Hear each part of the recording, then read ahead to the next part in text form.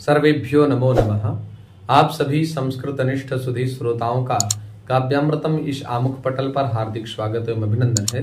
मित्रों, आज हम लोग पुनः गोस्वामी तुलसीदास प्रणीत रामचरितमानस के चिंतनात्मक अध्ययन में पुनः प्रवर्तित होने जा रहे हैं। मित्रों, पूर्व प्रसंग में आप लोगों ने श्रवण किया था कि देवर्षि नारद जी अत्यंत भयंकर हिमगिरि गुफा में भागीरथी तट के किनारे आश्रम में तप कर रहे थे। उस भयंकर तप को देख करके देवराज इंद्र के मन में भयंकर चिंता हुई कि कहीं ये मेरे राज्य को छीन न ले। इसलिए उन्होंने रंभादि सहित कामदेव जी को उनकी तपस्या में विघ्न डालने के लिए भेजा। संयोग से भगवान की ऐसी अनुकंपा एवं कृपा, नारद जी की समाधि नहीं टूटी। कामदेव ने बाद में चरण पकड़ लिए और बहुत ज्यादा स्तुति इत्यादि करने लगे। नारद जी ने उन पर दया करके छोड़ दिया। अब नारद जी काम विजय प्राप्त कर लिए तो उनको इस बात का अहंकार आ गया कि मैंने वास्तव में कामदेव को जीत लिया। भगवान भोलेनाथ जी के पास गए और उन्होंने नाना प्रकार के वृत्तांतों को सुनाया। वृत्तांत को सुनाने पर शंकर जी ने उनसे कहा, शंभुदीन उपदेश हित नई नारद स्वान भरद्वाज कौतुक सुनऊं हरि इच्छा बलवान हरि इच्छा बलवान। जो भगवान भोलेनाथ जी ने नारद जी को समझाया कि कभी भी चलूं प्रसंग दुरायूं तबहूं तिमि जनि हरि सुनायहूं कबहूं। ये प्रसंग आपने मुझे सुनाया वो बात ठीक है, लेकिन आगे चल के आप श्री हरि विष्णु को मत सुनाना। अगर संयोग से वो प्रसंग चलाएं भी तो इसको छिपा लेना, बताना नहीं नारद जी। नारद जी को बात बिल्कुल अच्छी नहीं लगी। तो भरद्वाज जी से याज्ञवल्क्य जी कहते हैं कि हे भरद्वाज जी महाराज, हरि इच्छा बलवती होती है। राम कीन्ह चाहई सोई होई, करे अन्यथा अस नहीं कोई। शंभु वचन मुनि मन नहीं भाए, तब विरंचि के लोक सिधाए। राम कीन्ह चाहई सोई होई। भगवान श्री रामचंद्र जी जो करना चाहें वही होता है। जो करना चाहते हैं, जो चाहेंगे और जो अभी चाह रहे हैं वही व्यक्ति करता है। करे अन्यथा अस नहीं कोई। ऐसा कोई नहीं है जो उनके विरुद्ध कोई कार्य कर सके। शंभु वचन मुनि मन नहीं भाए, शंभु वचन मुनि नहीं मन भाए। शंभु जी अर्थात भोलेनाथ के वचन देवर्षि नारद जी को बिल्कुल अच्छे नहीं लगे। तब विरंचि के लोक सिधाए। तब विधाता ब्रह्मा जी के लोक में पहुंचे, ब्रह्मलोक में पहुंच गए। एक बार कर तल कर वीणा, गावत हरि गुण गान प्रवीणा। चीर सिंधु गवने मुनिनाथा, तह बस श्रीनिवास श्रुति माथा। तह बस श्रीनिवास श्रुति माथा। एक बार गान विद्या में निपुण मुनिनाथ नारद जी हाथों में सुंदर वीणा लिए हरि गुण गाते हुए क्षीर सागर में पहुंच गए। क्षीर सिंधु गवने मुनिनाथा, जहां बस श्रीनिवास श्रुति माथा। जहां पर वेदों के मस्तक स्वरूप मूर्तिमान वेदांत तत्व श्री लक्ष्मी नारायण भगवान रहते हैं, वहां नारद जी गायन विद्या में निपुण जो नारद जी हैं वो वीणा को बजाते हुए एक बार क्षीर सागर में श्री हरि के पास पहुंच गए। हरसी मिले उठी रमानिकेता, बैठे आसन ऋषिनि समेता। बोले भी हसी चराचर राया, बहुते दिनन कीन मुनिदाया। रमा निवास भगवान नारायण उठ करके बड़े आनंद पूर्वक उनसे मिले और ऋषि नारद के साथ आसन पर बैठ गए। चराचर के स्वामी भगवान हंसकर बोले, हे मुनि, बहुते दिन न कीन मुनि दाया। बहुत दिन व्यतीत हो गए, आज बहुत दिनों बाद आपने कृपा की है। कामचरित नारद शब भाषे, यद्यपि प्रथम बरज शिव राखे। अति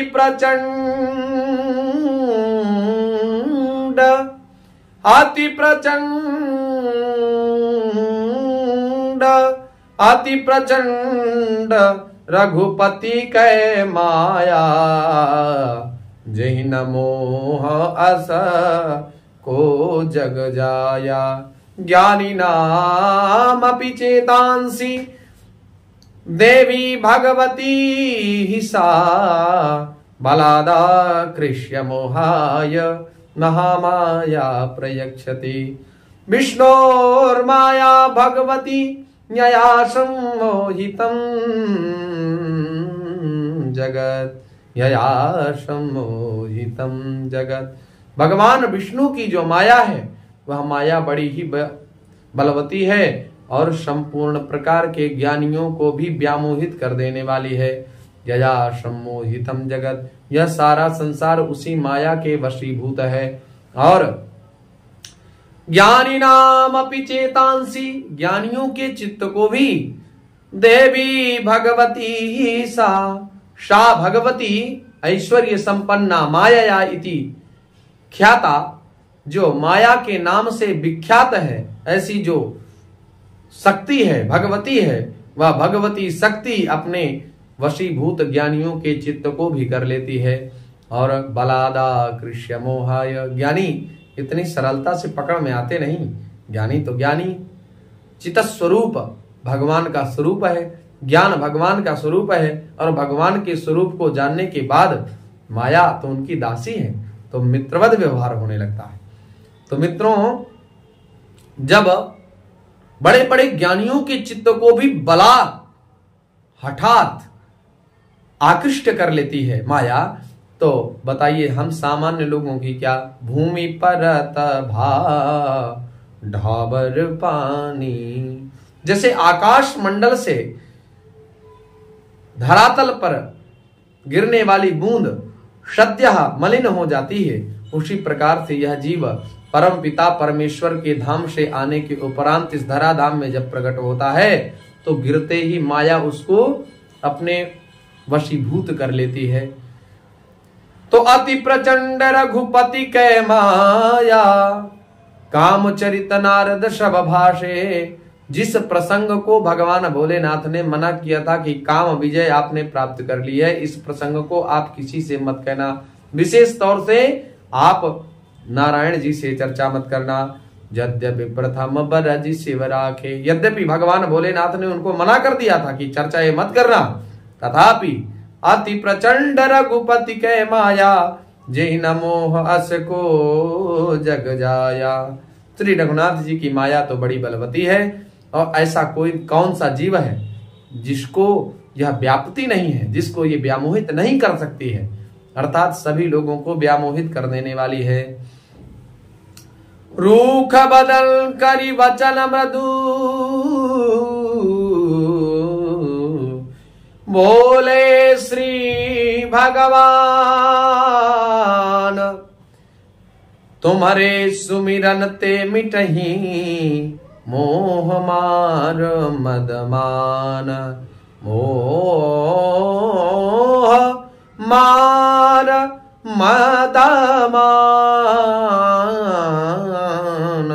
मोह मार मदमान। अर्थात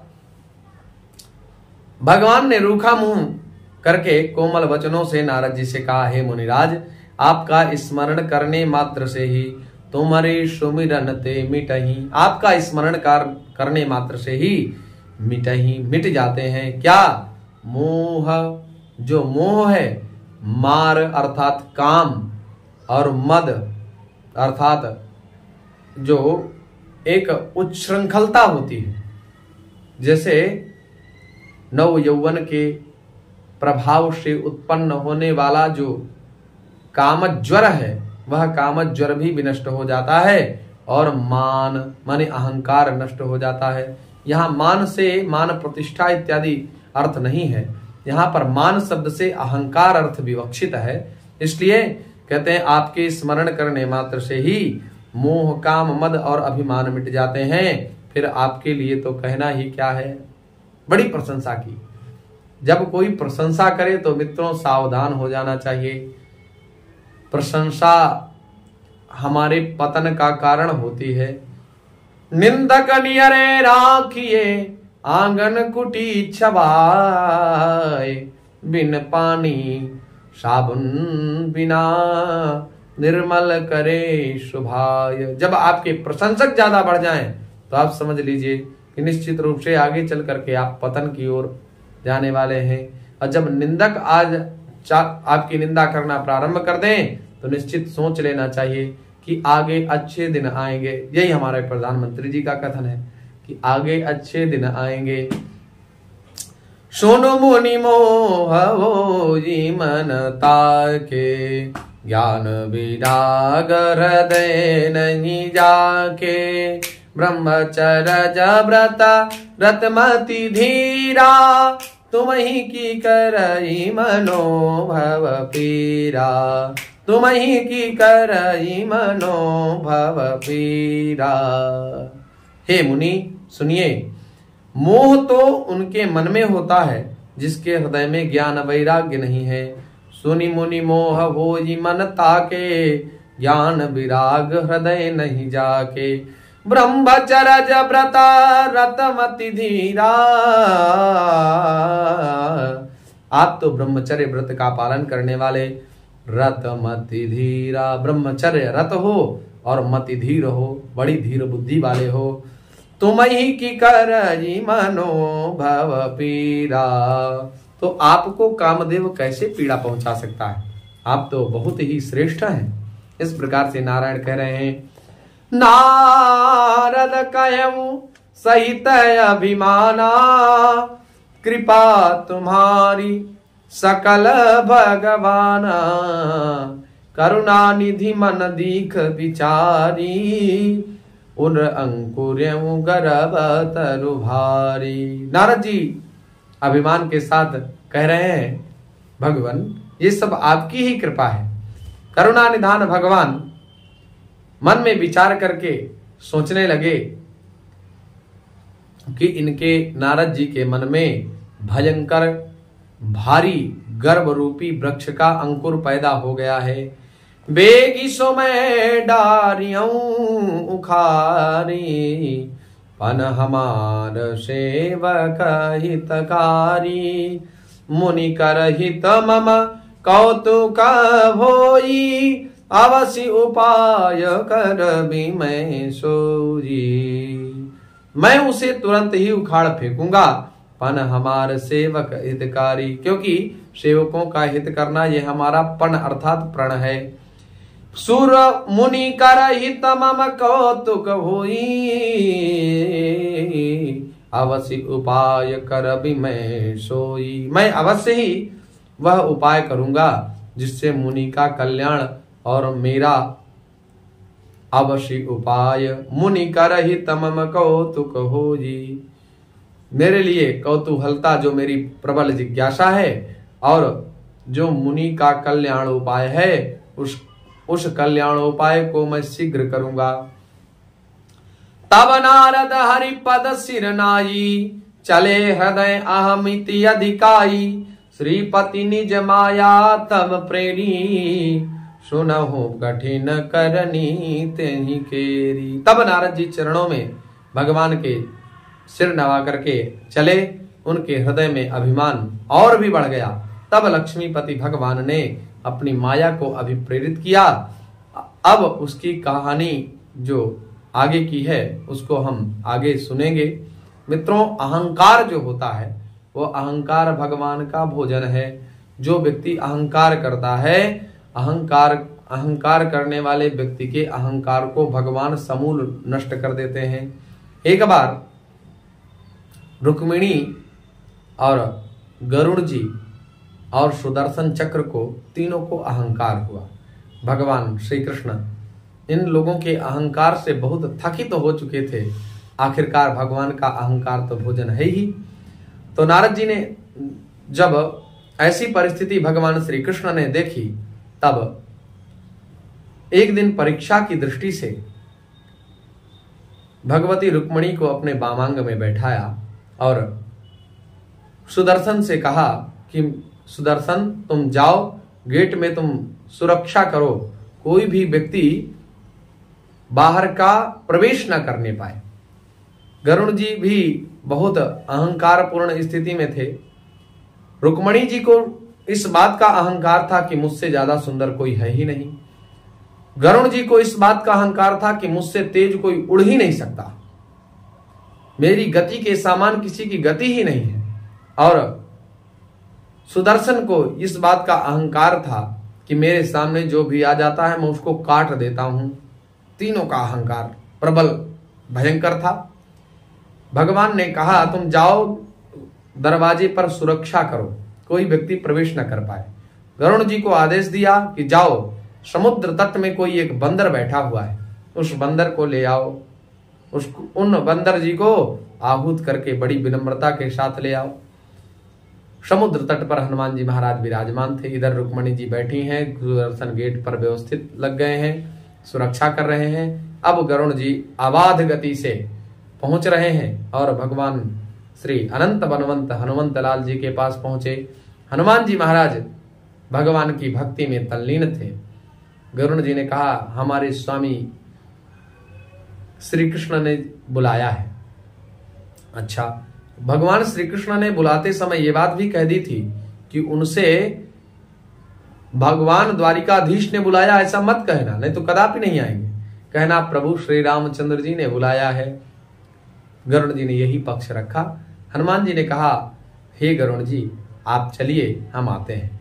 तो गरुड़ जी ने कहा, हनुमान जी आप मेरे ऊपर बैठ जाइए, मैं आपको बड़ी तेज गति से आपको वहां पहुंचा दूंगा। हनुमान जी हंसे और कहा, गरुड़ जी आप चलिए। तो हनुमान जी वृद्ध वानर के वेश में थे। हनुमान जी तुरंत पहुंचे। गेट पर सुदर्शन व्यवस्थित व्यवस्था को देख रहे थे। अब बिना अनुमति के प्रवेश निषेध था। तो ऐसी परिस्थिति में भगवान हनुमान जी से तो मिलना चाह रहे थे और हनुमान जी भी भगवान से मिलना चाह रहे थे।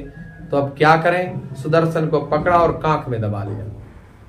सुदर्शन को पकड़ करके कांख में दबा लिया और भगवान श्री रामचंद्र जी, भगवान श्री कृष्ण जी के चरणों में प्रणाम किए और कहा कि हे प्रभु श्री राम जी, क्योंकि राम भगवान श्री कृष्ण राम के रूप में विराजमान हो गए। अब रुक्मिणी सीता थोड़ी ना बन सकती थी।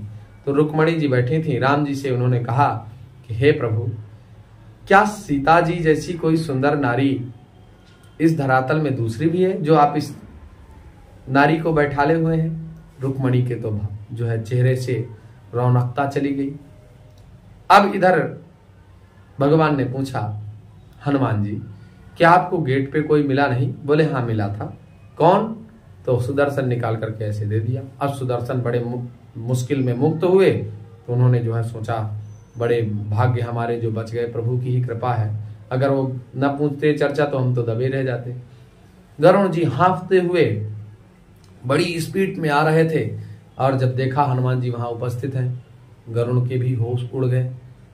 तीनों का अहंकार इस प्रकार से नष्ट किया। आज नारद जी के मन में भी अहंकार का अंकुर पल्लवित हो रहा है। उस अहंकार रूपी पल्लवित वृक्ष को, अहंकार रूपी अंकुरित अंकुर का विनाश करने के लिए हनुमान जी भगवान श्री क्षीर सागराधिपति लक्ष्मीकांत रमाकांत कुछ उपाय करेंगे। उस उपाय की चर्चा हम अगले दिन सुनेंगे। आशा है आप लोग लाभान्वित हो रहे होंगे। तो चैनल को लाइक, शेयर एवं सब्सक्राइब करना ना भूलें। पुनः हार्दिक धन्यवाद। नमो नमः। आभार।